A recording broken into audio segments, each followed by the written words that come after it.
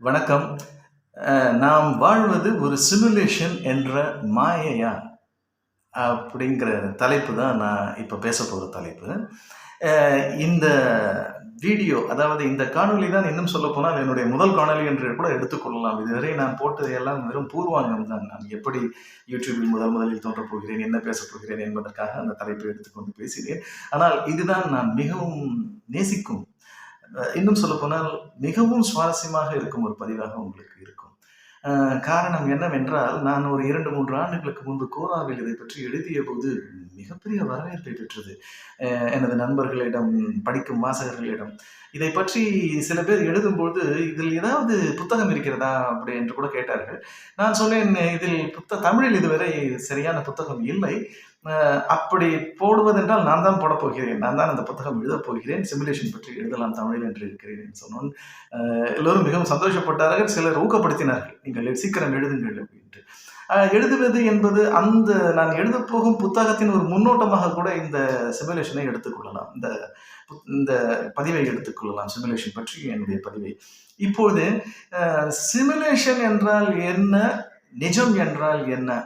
இதை பற்றியெல்லாம் விளக்குவதற்கு முன்பு, இப்போ உதாரணத்துக்கு ஒன்று நான் சொல்றேன். நீங்க வந்து இந்த ஒரு திரைப்படம் பார்க்கிறீர்கள், இல்ல ஒரு வீடியோ கேம் விளையாடுகிறீர்கள் என்று வைத்துக் கொள்ளலாம்.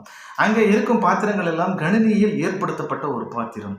திரையில் தோன்றும் பாத்திரங்கள் எல்லாம் ஒரு நடிக்கின்ற பாத்திரம். அதாவது அவர்கள் அந்த கேரக்டர் இல்ல. சொல்லி செய்றாங்க. ஆனா இது வந்து தெரிஞ்சு சொல்லி செய்யறது எப்படி? தெரியாம சொல்லி செய்யறது எப்படி? அதுதான் வீடியோ கேம்ஸ். அந்த வீடியோ கேம்ஸ்ல இருக்கிறவங்க வந்து தே ஆர் ஜஸ்ட் ஒரு சிமுலேஷன். அவ்வளவுதான். ஒரிஜினல் மக்கள் கிடையாது. இப்போ என்ன ஆகுது?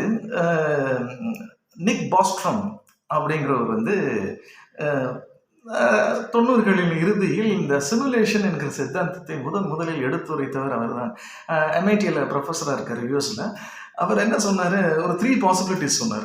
அந்த 3 பாசிபிலிட்டீஸ் சொல்றதுக்கு முன்னாடி, அதுக்கு ஆனா அப்ப கூட அது பிரபலம் ஆகல. அது எப்ப பிரபலம் ஆச்சுன்னா, எலான் மஸ்க் ஒரு தடவ தெளிவா சொன்னாரு, "yes, we are living under a simulation and the chances are 1 billionth." அதாவது சிமுலேஷனில் நாம் வாழவில்லை அப்படி என்பதற்கு சான்ஸ் வந்து ரொம்ப ரொம்ப கம்மி என்று சொல்லிவிட்டார்.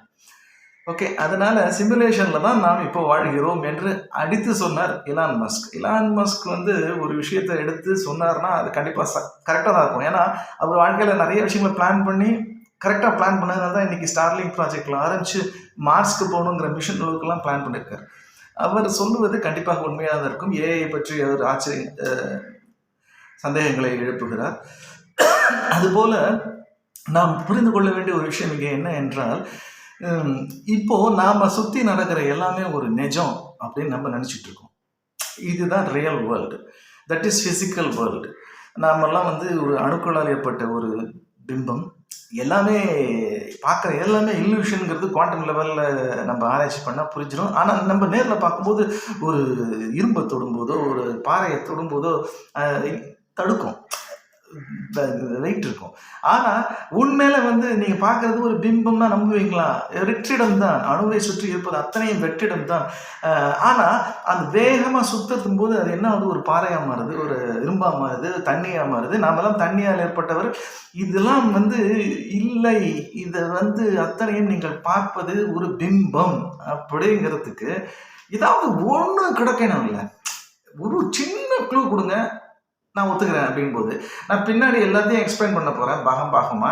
உங்களுக்கு ஒரே ஒரு விஷயம் சொல்றேன். நடப்பது எல்லாமே ஒரு செட்டப். யாரோ ஒருத்தர் செட்டப் பண்ணி சிமுலேஷன் நடத்திட்டு இருக்காங்க நமக்கு மேல. அததான் அந்த காலத்துல ஆதிசங்கரர் மாயை அப்படின்னு சொல்லுவாரா?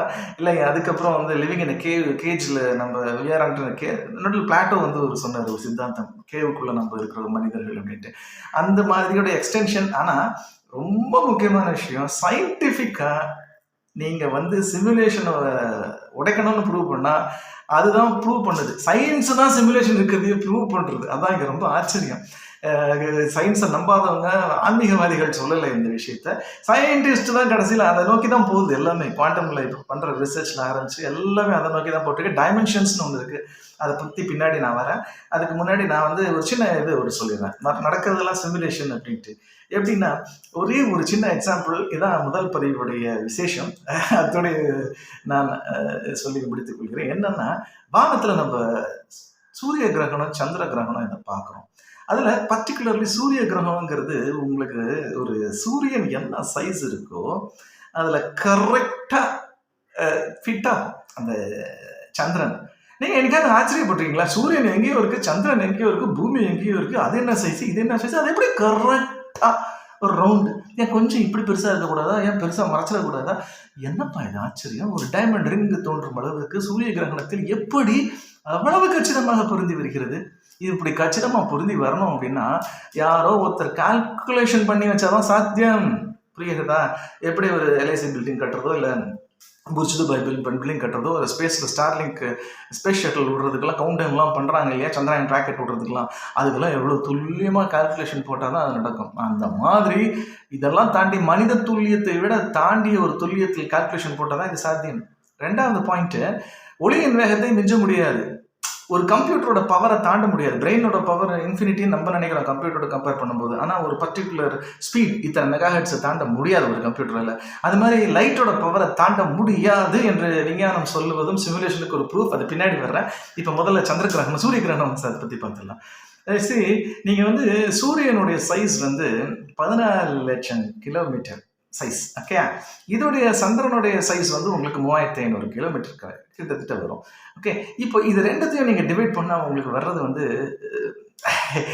கரெக்டாக 400. ஓகே, இந்த இதுவும் அந்த இதுவும் வந்து ஃபார் எக்ஸாம்பிள் 400 மடங்கு இருக்குது இல்லையா? இதுவும் இந்த டிஸ்டன்ஸ் இருக்கு 15 உங்களுக்கு வந்து 150 லட்சம் கிலோமீட்டரில் சூரியன் இருக்கு. இது வந்து ஹார்ட்லி உங்களுக்கு வந்து 385,000 கிலோமீட்டர் தூரத்தில் நம்ம சந்திரன் இருக்கு. இது ரெண்டுத்துடைய விகிதாச்சாரம் 108. இந்த 108ங்கிற எண் வரும்போது ரெண்டுமே ஒன்றா இருக்கிறதுனால கரெக்டாக உங்களுக்கு பொருந்தி வருகிறது. அப்போது 108ங்கிற நம்பருக்கு அப்படி ஒரு விசேஷம். இது வந்து எனக்கு தெரிஞ்சு அந்த 108 பற்றி நான் சொல்லவே தேவையில்லை. அது ஒரு தனி டாப்பிக்காகவே போகும். நம்ம ஆன்மீகத்தில் எடுத்து பேச ஆரம்பித்தாலோ, இல்லை இதை பற்றி இந்தியா நம்ம பாரதத்தில் அந்த பண்டைய காலத்தில் வந்து பெரிய பெரிய மகான்கள்லாம் கண்டுபிடிச்சாங்களே இந்த 108 108 108 ஜெபம் பண்ணுவோமே, அதெல்லாம் அதோடைய இதை வந்து தனியாக நான் சொல்கிறேன் இன்னொரு பதிவில். இப்போ என்ன அப்படின்னா, இந்த 108 ப்ரொப்போர்ஷனில் இருக்கிறதுனால தான், அதாவது கரெக்டாக இது 400னா இதை டிவைட் பண்ணாலும் 400ன்னு வர்றதுனால தான் அது அப்படி பொருந்தி வருது. அப்போது இதுவும் இன்னொரு பியூட்டி பாருங்கள். சந்திரன் வந்து முதல்ல கிட்டக்க இருந்தது, பின்னாடி தள்ளி போயிட்டே இருக்குது. 5 சென்டிமீட்டர் தள்ளிட்டே இருக்குது ஒவ்வொரு வருஷமும் சொல்கிறாங்க. இப்படி போகும்போது ஒரு காலத்தில் சந்திரன் பூமியை விட்டே போடும். ஒரு காலத்தில் பக்கத்தில் சுற்றி இருந்தது. எந்த டயத்தில் நம்ம மனிதன் எப்போ உருவாகிருக்கான் அப்படின்னா, எந்த டயத்தில் இது பர்ஃபெக்டான ஒரு ரவுண்டில் 2 மேட்ச் ஆகும், அந்த டயத்தில் மனிதன் உருவாகிறான். காலம், நேரம், அளவு 3 டைமென்ஷன்லையும் பர்ஃபெக்டாக வந்தால் தான் இது வந்து அவ்வளோ பர்ஃபெக்டாக ஒரு சூரிய கிரகணம் ஏற்படும். ரெண்டும் ஒரே இதில். இதுதான் யாரோ ஒருவர் கச்சிதமாக மேத்தமெட்டிக்கல் கால்குலேஷன் போட்டு தான் சந்திரனை நிறுத்தி வைத்திருக்கிறார்கள். இன்னும் சொல்ல போனால் சந்திரன் என்பது கிரகம் கிடையாது, உள்ள ஹேரோ சத்தம் கேட்குது அப்படின்லாம் எக்ஸ்பெரிமெண்ட் அப்போலோ எக்ஸ்பெரிமெண்ட்ஸில் சொன்னாங்க. சந்திரங்கிறது செயற்கைக்கூடா இல்லை வேற்று கிரகவாசிகள் யாராவது வந்து கொண்டு வந்து வைத்தார்களா என்று சந்தேகங்கள்லாம் கூட கிளப்பப்பட்டது அந்த காலகட்டத்தில். ஆக மொத்தம் சந்திரனை யாரோ ஒருவர் மிக கச்சிதமாக அந்த இடத்தில் கொண்டு வைத்தால்தான் நாம் சூரிய கிரகணத்தில் ரெண்டும் ஒரே அளவில் எங்கோ இருக்கும் சூரியனும் எங்கோ இருக்கும் சந்திரனும் ஒரே அளவில் பொருந்தி வருகிறது அல்லவா? இதுதான் நாம் வாழ்வது சிமுலேஷன் என்பதை சொல்லும் முதல் ஒரு ஆதாரம் என்று நான் சொல்லுவேன்.